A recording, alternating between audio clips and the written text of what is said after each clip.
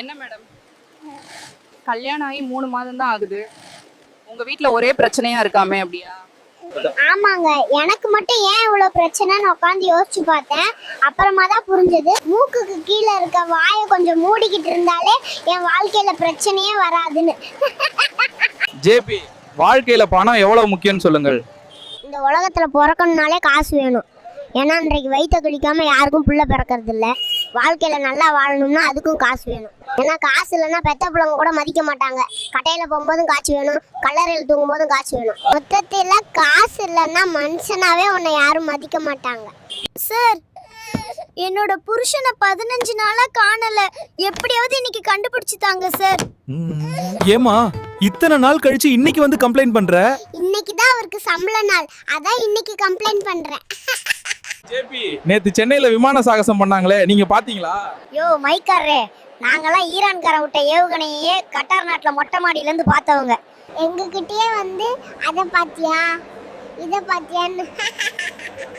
என்ன சார், ஆபீஸ்க்கு லீவுன்னு சொன்னீங்க, டியூட்டிக்கு வந்துட்டீங்க? உடம்பு அசதியா இருக்குன்னு லீவ் போடலான்னு சொன்னது உண்மைதான். ஆனா லீவுன்னு சொன்ன உடனே என் பொண்டாட்டி துணியெல்லாம் எடுத்து ஊற வைக்கட்டும்னு கேட்குறான். போற உயிர் ஆஃபீஸ்லயே போட்டுன்னு வந்துட்டேன்.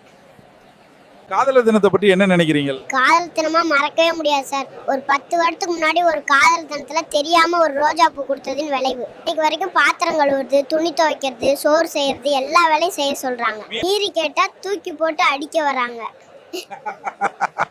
ஏங்க, சிக்கன் பிரியாணி எப்படி இருக்கு? பிரியாணியா? தக்காளி சோத்துல எதுக்கு சிக்கனை போட்டிருக்கான்னு கேட்கலான்னு நினைச்சேன்.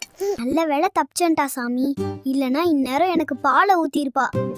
ஜேபி, கல்யாண வாழ்க்கையில நீங்க அப்சர்வ் பண்ண விஷயம் எது? கல்யாணத்துக்கு அப்புறம் எல்லார வீட்லயும் நாத்தனார் கூட தான் சண்டை வருது. ஆனா எவனுக்காவது மச்சினிச்சி கூட சண்டை வருதா? யோசிக்கணும் மக்களே. ஜேபி, ஜேபி, இந்த சமுதாயத்துக்கு ஏதாவது மெசேஜ் சொல்லணும்னா என்ன சொல்லுவீங்க?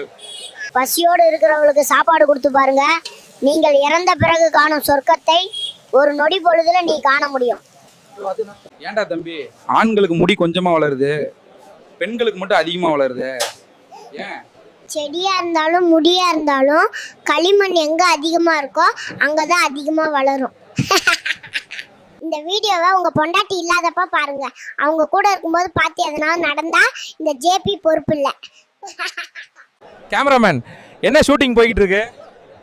ஜேபி டாக்கி சீரியல் ஷூட்டிங் போயிட்டு இருக்கு. சீரியலா? அப்படின்னா தமிழ்நாட்டு சீரியல் எப்படி இருக்கும், அதை பத்தி 2 லைன் சொல்லுங்க. நல்லா இருக்க குடும்பத்தை நாசமாக்க ஒட்டி வருவா, நாசமா போன குடும்பத்தை நல்லாக்க ஒட்டி வருவா. அவ்வளவுதாங்க தமிழ்நாட்டு சீரியல்.